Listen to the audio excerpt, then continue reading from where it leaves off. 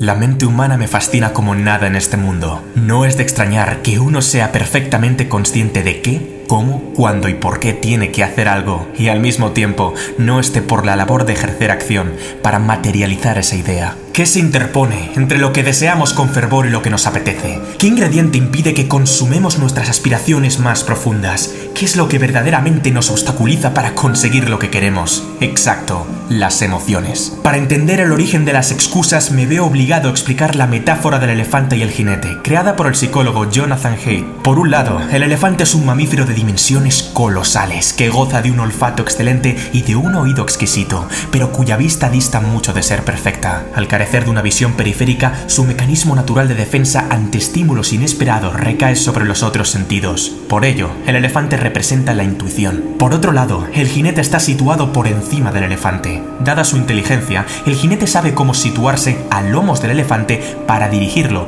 pues sujeta las riendas y piensa que lleva la voz cantante. Craso error. Por ello, el jinete representa la razón. Cuando el elefante y el jinete miran para el mismo lado, caminan en direcciones iguales y buscan objetivos comunes, no habrá conflicto alguno. El problema surge cuando las necesidades de ambos son diferentes, de tal modo que cada cual tira para su lado en pos de satisfacer sus propias necesidades. El elefante es grande, fuerte e impulsivo. El jinete, por su parte, es astuto, más pequeño y débil en comparación. Así pues, el control del buen hombre es poco menos que un aciago espejismo, pues no deja de ser precario e incierto en comparación al animal. Si el gigantesco elefante se rebela contra su dueño y quiere tomar otra dirección, es bastante probable que lo consiga. Es la lucha eterna de todos nosotros, la razón contra la emoción, pero aún no hemos llegado a la peor parte. ¿Quieres saber la triste verdad del asunto? Primero sentimos, después razonamos. Y cuando la emoción es tan poderosa que el individuo se ve sobrecargado por un mar de sentimientos aflictivos y sensaciones desgarradoras, recurre a la razón para excusar la decisión que las emociones ya han tomado desde hace un buen rato. De ahí procede la palabra excusa. Ahora ya entiendes lo que significa. Te sientes abatido cuando no estás por la labor de dejar tan pronto las sábanas. Por eso, la razón justifica que habrá días de sobra para estudiar, a pesar de que el examen sea dentro de 3 días y no hayas empezado. Te sientes desamparado cuando tu pareja no está junto a ti. Por eso, la razón justifica que merece una segunda oportunidad, a pesar de que no te trata como la persona digna y noble que en realidad eres. Te sientes sosegado cuando inhalas el humo del tabaco. Por eso, la razón justifica que no pasa nada por echar un par de caladas al salir de fiesta, a pesar de que nunca te conformarás con un solo cigarro. Te sientes contento cuando vas ciego de alcohol. Por eso, la razón justifica que beber con moderación no es malo para la salud, a pesar de que hayas sido el culpable de que no completaras ese ambicioso proyecto. Te sientes aterrorizado cuando piensas en emprender. Por eso, la razón justifica que es mejor seguir formándose 4 años más o esperar a que el ciclo económico sea más favorable, a pesar de que las oportunidades perfectas no existen. No te enfades conmigo, simplemente soy el mensajero. ¿Estabas pensando en bajar a la caja de comentarios para convencerme de por qué tu excusa sí es válida? No te preocupes, yo me la creo, yo te la compro, aunque he de advertirte que dicha autoconvicción jamás te ayudará a tomar acción, sino a reforzar un comportamiento sumiso y derrotista. Nada cambiará. No te culpo, pues no es más que el funcionamiento puro y duro del cerebro. Yo también lo hago, soy humano y me pongo excusas. ¿Pensabas que era un perfecto semidios esculpido por el mismísimo Zeus? La cuestión está en si en la baraja de alegatos y pretextos desvía la trayectoria del elefante ligeramente, o en si la bestia se apodera del sentido y dirección del camino, al tener arriba un jinete amansado y demolido. ¿En qué quedamos, caballero? ¿Va usted a ir de paseo o de rodeo? Saber qué tienes que hacer no importa tanto como pensaste en un principio. Más bien, el juego va a detener las agallas de hacerlo. Lo último, abre las compuertas del cambio, la mejora y el aprendizaje mediante un autochantaje que emana del propio sentido de urgencia del Homo sapiens. Y al revés, aunque saber lo que uno tiene que hacer podría ser de gran ayuda en una mente ya de por sí resiliente y decidida, la ciencia y la probabilidad demuestran que las garantías de que el plan cobre vida de forma sostenida brillan por ser escasas. Todos sabemos que el alcohol mata, pero la mayoría nunca le falta su cervecita diaria. Todos sabemos que el dulce mata, pero la mayoría no detiene los atracones de azúcar. Todos sabemos que la velocidad mata, pero la mayoría supera el límite permitido en carretera al sobrepasar un radar. No es el hecho de que uno sea consciente o no de un peligro lo que le aleja de él. No es el hecho de que uno sea consciente o no de una meta lo que le acerca a ella. Es una condición necesaria, pero no suficiente. ¿Cuál es el secreto que te permitirá revertir el proceso de autodestrucción? Lo sabrás a continuación. Existe una explicación psicológica detrás de este fenómeno. Venga, piensa un poquito. ¿Recuerdas lo que te he dicho al principio del vídeo? ¿Qué es lo que verdaderamente nos obstaculiza para conseguir lo que queremos? Exacto. Las emociones. Todavía no. Escucha el siguiente ejemplo. Imagina que vas caminando tranquilamente por la montaña y tu cuerpo empieza a sentir escalofríos al percatarse de que hay algo que parece ser una serpiente.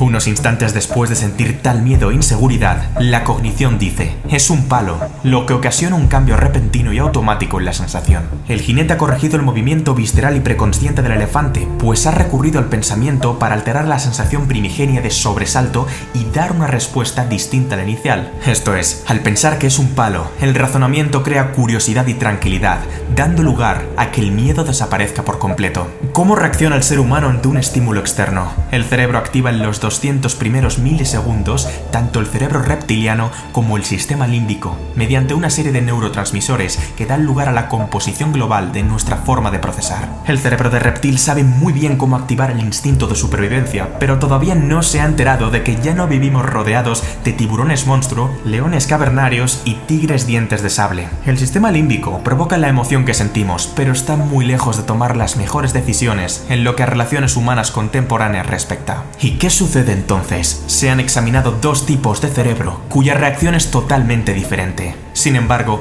ambas reacciones pueden tomar partida en una misma persona al tener que afrontar diferentes compromisos o simplemente al abordar múltiples desafíos que le permitan crecer y madurar como persona.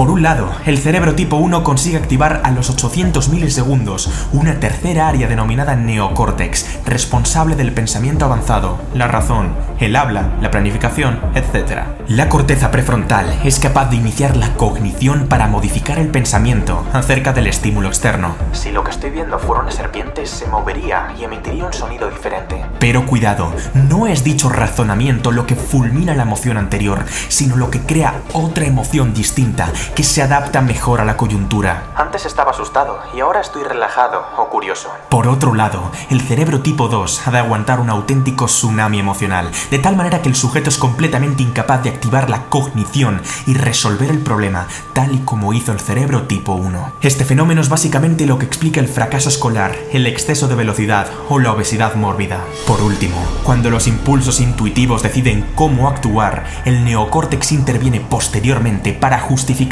por qué dicha decisión es la correcta. El sistema límbico ha ganado la partida. ¿Significa esto que dichas personas no tienen ninguna posibilidad para gestionar las emociones conflictivas? En absoluto. Pero encender un sistema cortical inactivo y sedentario requiere una buena estrategia. Deberán reunir un esfuerzo sublime para actuar y romper el patrón preestablecido, a pesar de que la intensidad emocional se incremente cada vez más. ¿Tienes miedo de saltar de un trampolín a 10 metros de altura? No pienses, salta. ¿Tienes estrés porque el temario del examen es demasiado largo? No pienses, estudia. ¿Tienes tristeza cuando tu quinto proyecto ha fracasado? No pienses, continúa. Poco a poco, el jinete tomará el mando y acaparará más poder. Por el contrario, si no se controla adecuadamente a un cerebro tipo 2, las consecuencias pueden ser fatales. Guiarse por las emociones es un paseo aleatorio. Tan pronto como se acierte en una decisión, se tomará otra cuya implicación es de proporciones hecatómbicas. Sigue tu corazón es, literalmente, la filosofía del drogadicto. Es aquí donde nacen las excusas. ¿Recuerdas? El elefante gana la partida al jinete, comienza a andar sin su consentimiento y, al verse incapaz de frenar al animal, elabora un pretexto que argumente por qué éste ha salido disparado en una dirección específica en contra de su verdadero interés.